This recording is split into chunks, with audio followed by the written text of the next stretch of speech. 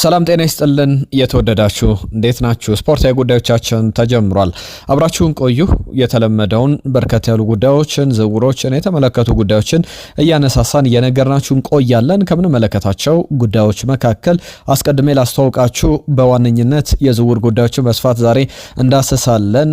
ሪያል ማድሪድ እና አርሰናልን የሚያገናኙ ጉዳዮች ባለፉት ቀናት ሲነሱ ነበር። አሁን ደግሞ አርሰናል የቀድሞ የሪያል ማድሪድን ተጫዋች ለማስፈረም ፍላጎት እንዳለው ጥረቶችንም እያደረገ እንዳለ ተሰምቷል። ሌሎችም ጉዳዮች በስፋት እየተነሱ ይገኛሉ። በተለይ ሁለት መንትያ ወንድማማቾች እንግዲህ በአርሰናል ቤት ሊጫወቱ የሚችሉበት እድል አለ። በእነዚህ ወንድማማቾች ዙሪያም ተጨማሪ ጉዳዮችን እነማን ከዚህ በፊት እነሱ ካሉበት ክለብ በትልቅ ደረጃ ተጫወቱ፣ ወደ ትልቁ የእግር ኳስ መድረክ ወጥተው ራሳቸውን አሳዩ የሚለውን በዝርዝር እየተመለከተን እንቆያለን። ሌሎችንም ጉዳዮች እያነሳን እየነገርናችሁን የምንቆየው ከምንመለከታቸው ጉዳዮች መካከል የጉዳት ዜናዎች የጋብሪኤል ማጋሌሽ ጉዳይ፣ የጋብሪኤል የሱስ ጉዳይ፣ የካይ ሃቨርትዝ ጉዳይ ብዙ ሀሳቦች እየተሰጡባቸው የተነሱባቸው ያሉ ጉዳዮች ናቸው። በሳምንቱ መጨረሻ ምን ሊሆን ይችላል? የቶትናም ጨዋታ ላይ እነማንን ልናገኝ እንችላለን? በአርሰናል በኩል ኦፊሻላዊ የሆነ በዝርዝር በይፋ የሚወጡ የጉዳት ዜናዎች ካሉ ብለን ስናነሳሳ ነበረ። በዚህ ጉዳይ ላይ አንዳንድ አሰልጣኞች የሰጧቸው አስተያየቶች አሉ። በዝርዝር እየተመለከት ነው እንቆያለን። ለሁሉም በርከት ያሉ ጉዳዮችን ነው እያነሳሳን የምንቆየው። ከአርሰናልና ከቶትናም ጨዋታ የማይክል ኦሊቨር ዳኝነት ጋር በተያዘ ስለ ፒየሮ ኢንካፔ ሌሎችንም ጉዳዮች እንዲሁ በጉዟችን እያነሳሳን እየነገርናቸው ምንቆይ ነው የሚሆነው። በቻላችሁት በያላችሁበት አብራችሁን ቆዩ። አብሮነታችሁን እንፈልጋለን። ኢትዮ አርሰናል ቻናልን ሰብስክራይብ አድርጉ፣ ቤተሰብ ሆኑ፣ ይህንን ቻናል አስተዋውቁ። በርከት ብለን እዚህ አንድ ኮሚኒቲ መፍጠር አለብን፣ በዛ ብለን መገኘት አለብን እና ቻናላችንን እንግዲህ በደንብ ማሳደግ አለብን።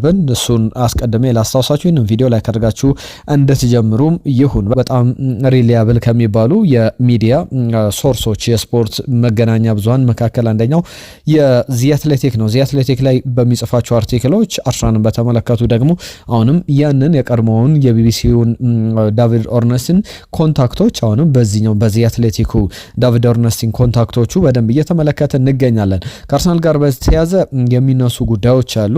የጋብሪኤል ማጋሌሽን ጉዳይ ገና አሰስ እያደረገው እንደሆነ በዝርዝር ያወጣው መረጃ ያሳያል ዳቪድ ኦርነስቲን። ነገር ግን የ7 ዓመቱ ብራዚላዊ ተጫዋች አሁን በመጠኑም ቢሆን የዚህ የቅድመ ምርመራዎችን አከናውኗል።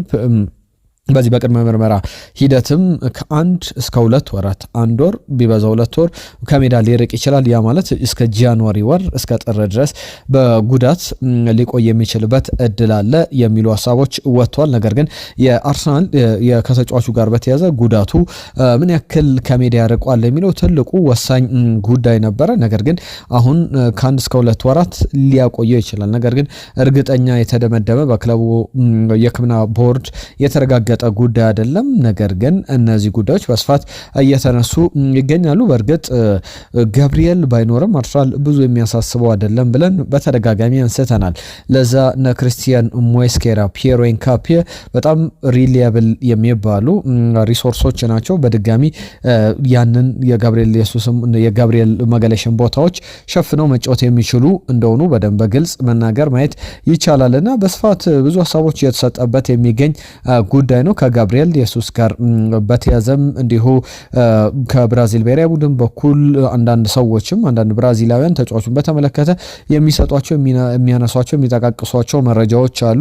ጋብሪኤል የሱስን በተመለከተ ጋብሪኤል ማጋሌሽ መቼ ይመለሳል እንዳለው በጋብሪኤል የሱስ በኩል የመመለሻው ነገር በጣም የራቀ እንዳልሆነ ነገር ግን አሁን ባለው ሂደት ተጫዋቹ ቢያንስ 1 ወር ጊዜ ፈልገዋል የፊትነስ ደረጃውን ለመለየትና ሌላ ተጨማሪ ጉዳት ውስጥ ከሚገባ ከዚህ በፊት በዛውም ስናነሳቸው ከነበሩ ጉዳዮች መካከል እንደዚህ አይነት ቶሎ ተጫዋቾች እንዲመለሱ ማድረግ። ተጫዋቾቹ ቢመለሱ እኮ ፐርፎርም ሊያደርጉ ይችላሉ፣ ሊጫወቱ ይችላሉ፣ ግቦችን ሊያስቆጠሩ ይችላሉ፣ በሚፈለገው ደረጃ ሊንቀሳቀሱ ይችላሉ። ነገር ግን ዘላቂ የረጅም ጊዜ ችግር ይዞ ስለሚመጣ ያንን የሚፈለግ አይደለም። የጋብሪኤል ማጋሌሽም ሌሎችም የነ ጋብሪኤል ጄሱስም ጉዳይ በዛ መንገድ የሚታይ እንደሆነ በትክክል መናገር ይቻላል። ከጉዳት ዜናዎች ጋር በተያያዘ ሌላኛውን ጉዳይ ላካትላችሁ።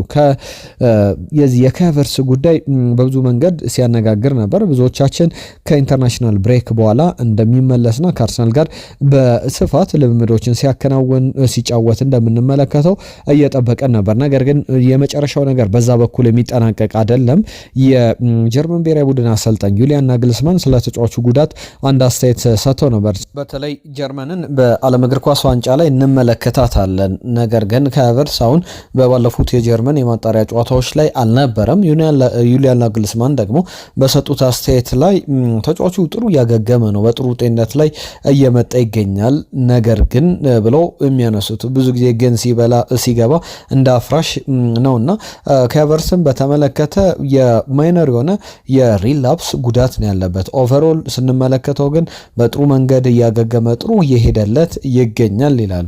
መቼ መለሳል የሚለውን ተጠይቀው ነበረ። መቼ ተጫዋቹ ወደ ሜዳ ሊመለስ ይችላል የሚለው ሌላኛው ጥያቄ ነበረ። በዚህ ጥያቄ ዙሪያ አሰልጣኝ ዩሊያን ናግልስማን የቀድሞ የባየርን አሰልጣኝ ከሰጧቸው ጉዳዮች መካከል ከሆፈንሄም ጀምረው ላይፕዚግን አሰልጥነው በጣም ስማቸውን መትከል እየቻሉ ወደ ባየርንም የመጡ ባለሙያ ናቸውና ገና በወጣትነታቸው ብዙ ተብሎላቸዋል።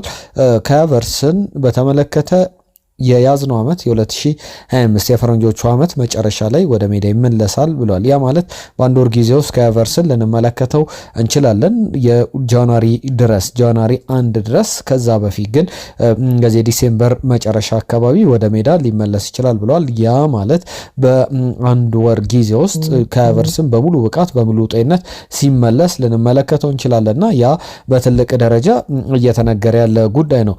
አርሰናል ግን ምን አይነት ከርስ ውስጥ ነው የገባው ወይም ደግሞ ምን አይነት እጣ ፈንታ ነው? ዘንድሮ ብዙ ተጫዋቾች በጉዳት እያጣ ይገኛል።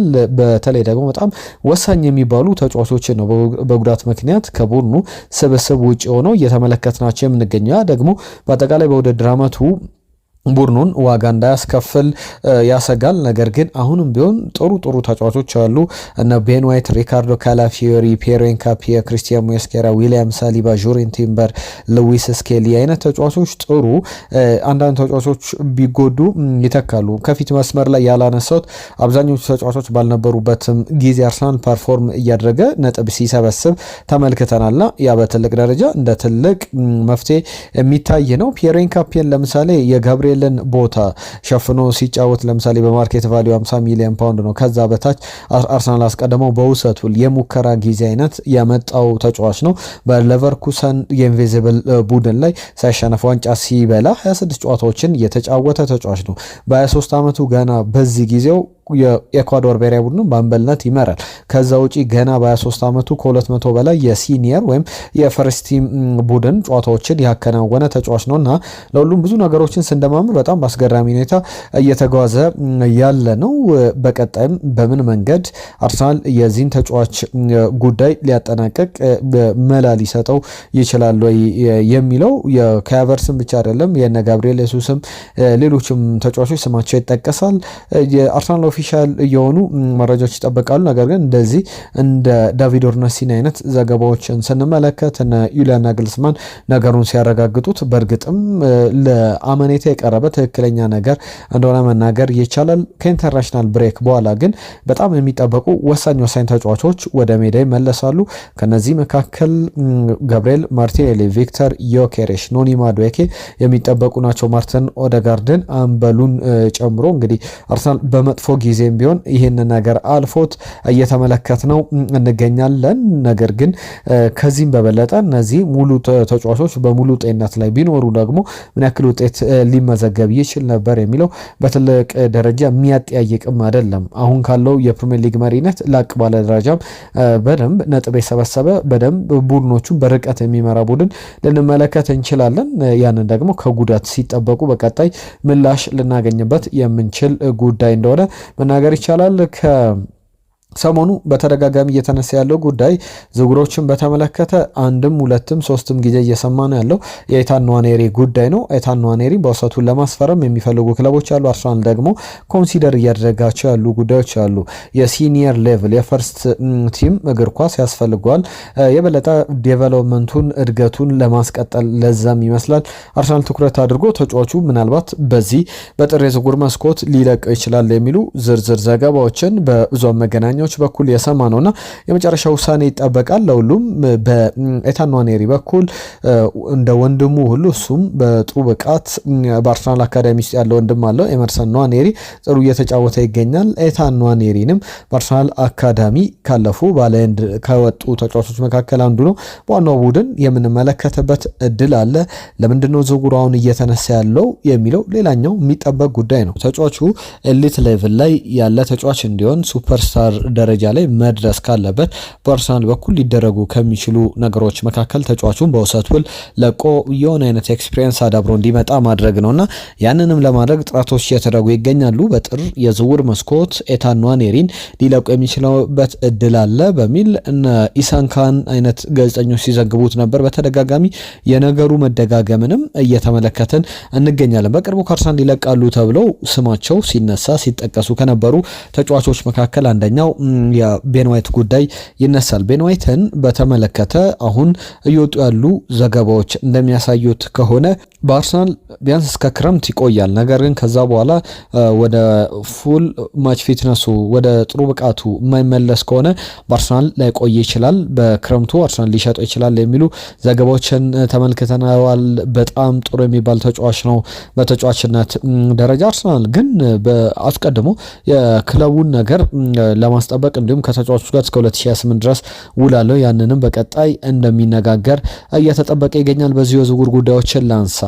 ሎካል የኤልቼ ጋዜጣ ነው ይዞት ወጣው ዘገባ መሰረት በጣም አስገራሚ ዘገባን ተመልክተናል። አርሰናል በቅርብ ርቀት የስፔንን ከ21 ዓመት በታች ተጫዋች ሮድሪጎ ሞንዴዛን ለማስፈረም ፍላጎት አለው ተብሏል።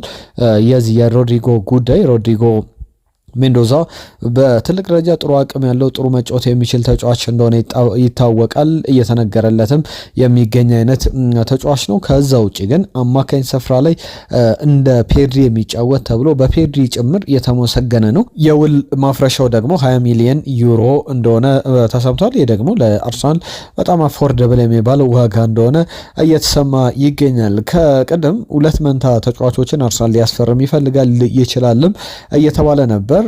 ኢኳዶሪያውያን ተጫዋቾች ናቸው። ኤድዊን እንዲሁም ደግሞ ኦልገር ኩንቴሮ ይባላሉ። ኢኳዶሪያኑን ለመጀመሪያ ጊዜ የኢኳዶር ብሔራዊ ቡድን ተጫዋች ሆኖ ኢኳዶሪያዊ ሆኖ ለአርሰናል የተጫወተው ፒየሮ ኤንካፔ ነው። አሁን ደግሞ እነዚህ ተጫዋቾች ሁለቱ መንታ ወንድማማቾች ወደዚህ ይመጣሉ ተብሎ ይጠበቃል። ኤድዊን እና ኦልገር ኩንቴሮን በተመለከተ ዝርዝር ዘገባዎች ወጥቷል። በታዳጊነት ደረጃ በኢንዲፔንደንቴ ደቫሌ የተጫወቱ ናቸው። በዚህ ቡድን ውስጥ ፒየሮ ኤንካፔንም ሞይሰስ ካይሴዶንም አልፈው ተመልክተናቸዋል። አርሰናል ደግሞ ጥሩ ወጣቶችን የማጎልበት የማቆየት ክብረ ወሰን ያለው ጥሩ ፊገር ያለው ክለብ ነው። ከዛ ውጪ ወደ ሌሎች ክለቦች ሊሄዱ የሚችሉበት እድል ነበረ። ነገር ግን አርሰናል በእነዚህ ተጫዋቾች ላይ ትኩረት አድርጎ እየሰራ ይገኛል። እንደ ክለቡ ዘገባ ከሆነ ደግሞ የቪክተር ኦዚያኖቫን ፊርማ ለማግኘት ከሻርሎም ሮቨርስ ጋር ነገር እያደረገ ይገኛል የሚሉ ነገሮች አንስቷል። ይህ ነገር በጣም ኮሚትመንትን የሚያሳይ ጥሩ ፍላጎትን የሚያሳይ ነው እና እነዚህ ሁለት መንታ ተጫዋቾች ደግሞ በጣም ፕሮግረስ ማድረግ የሚችሉ በጣም ጥሩ አቅም ያላቸው ናቸው። ኩንቴሮ ብራዘርስ እየተባሉ ይገኛሉ። ሁለቱም በ16 ዓመታቸው ላይ ይገኛል። መንታ ናቸው። በጥሩ ብቃት በቀጣይ ልንመለከታቸው እንችላለን። በቋሚነት ግን በኤምሬትስ ስቴዲየም ሳይሆን በዌምብሌ ስቴዲየም መሰለፊያ ሊያገኙ የሚችሉበት እድል አለ። ያም በመጀመሪያ ደረጃ ተጫዋቹን አንደኛውን ብንመለከት ለምሳሌ ኤድዊን ኩንቴሮ ብንመለከተው በአማካኝ ስፍራ ተጫዋችነት የመስመር ተጫዋች ሆኖ መጫወት ይችላል። በብዙ አቅም መጫወት የሚችል ተጫዋች ነው። ኦልገር ኩንቴሮንም ስንመለከተው ያኛው ኤድዊን እንደ ራይት ባክም ሆኖ መጫወት ይችላል። አማካኝ ስፍራ ላይም መሰለፍ ይችላል። አዲሱ ኔይማር፣ ትንሹ ኔይማር እያሉት የሚገኘው ደግሞ ኦልገር ኩዌንቴሮን ነው። በጣም በተመሳሳይ ደረጃ በተመሳሳይ አቅም ላይ ያሉ ተጫዋቾች ናቸው።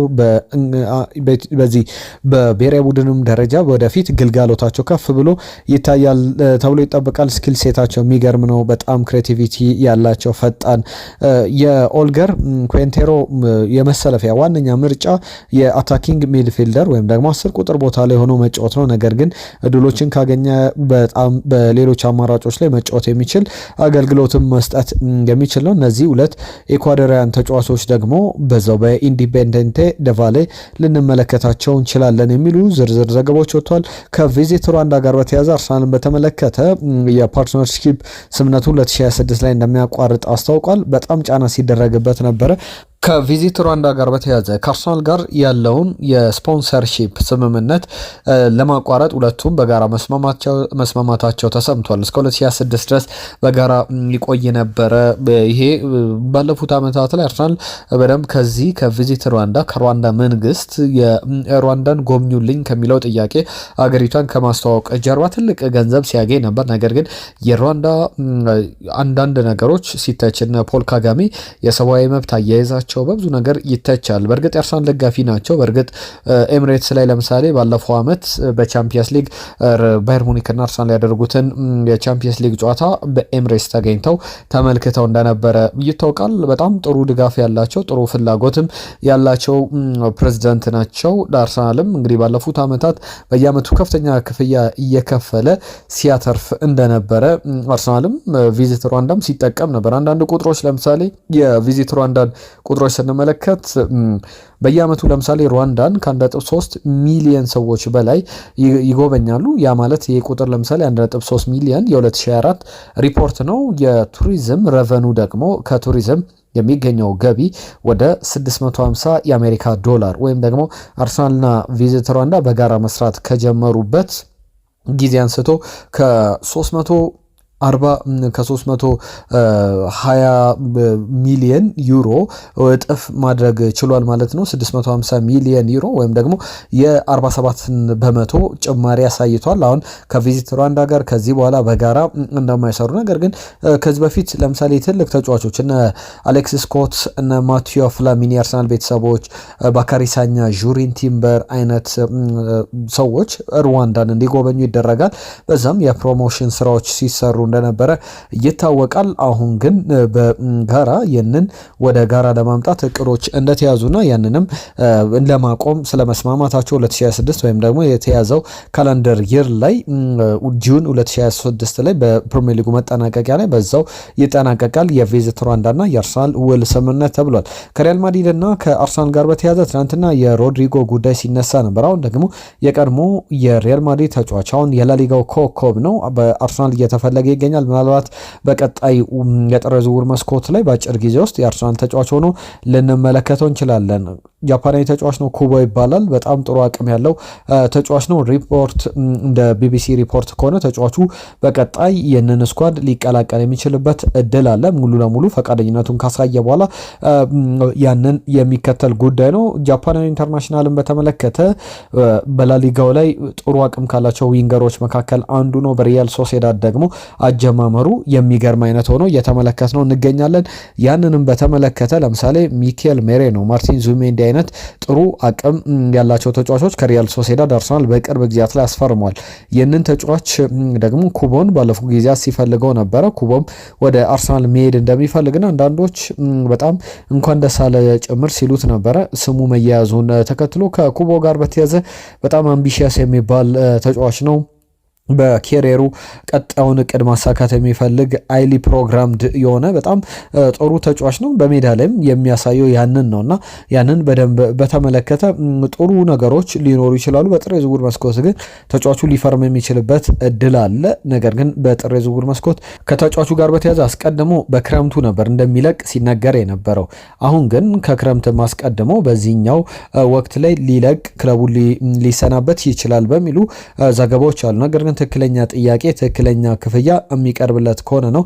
ኩቦን በተመለከተ በቡድን ውስጥ በደንብ በዝርዝር ከዕለት ተዕለት ከጨዋታ እየተመለከት ነው እንገኛለንና ብዙ የሚሻሻሉ ነገሮች ሊኖሩት እንደሚችሉ ይጠበቃል። እሁድ ዕለት የሚደረገው የአርሰናልና የቶትናም ጨዋታ በብዙ የሚተረጎም ነው። ለንደን ላይ አርሰናል ተጋጣሚዎቹን በምን ያክል ደረጃ በልጦ እያሸነፈ ነው የሚለው ላንሳላችሁ። ለምሳሌ 86 ጨዋታዎችን አሸንፏል።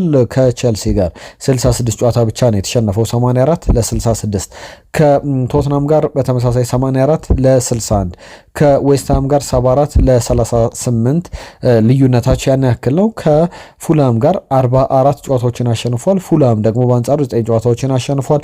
36 ጨዋታዎችን ያሸነፈው ክሪስታል ፓላስ ነው። 6 ጨዋታዎችን ደግሞ በማሸነፍ አርሰናል ይቀመጣልና የማክሰኞው ጉዳቶች፣ የሮብ ጉዳቶች፣ አጠቃላይ በባለፉት ቀናት ሲነሱ የነበሩ ጉዳዮች አሁን ማጠቃለያቸው ላይ ደርሶ ነገ ከነገ በስቲያ ዝርዝር ጉዳዮች ይጠበቃሉ። የጋብርኤል ማጋሌሽ ጉዳይን አንስቻለሁ። ፒየሮ ኢንካፒ፣ ክርስቲያን ሞስኬራ፣ ሪካርዶ ካላፊዮሬ ግን ጥሩ ጤንነት ላይ ይገኛሉ።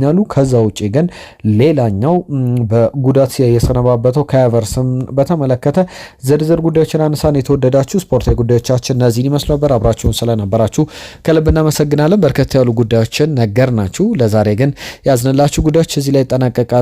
ጤና ይስጥልን። ኢትዮ አርሰናል ቻናልን ሰብስክራይብ አድርጉ፣ ቤተሰብ ሁኑ፣ አስተዋውቁልን። ባነሳናቸው ጉዳዮች ላይ መልእክቶቻችሁን ጻፉልን። ጤና ይስጥልን።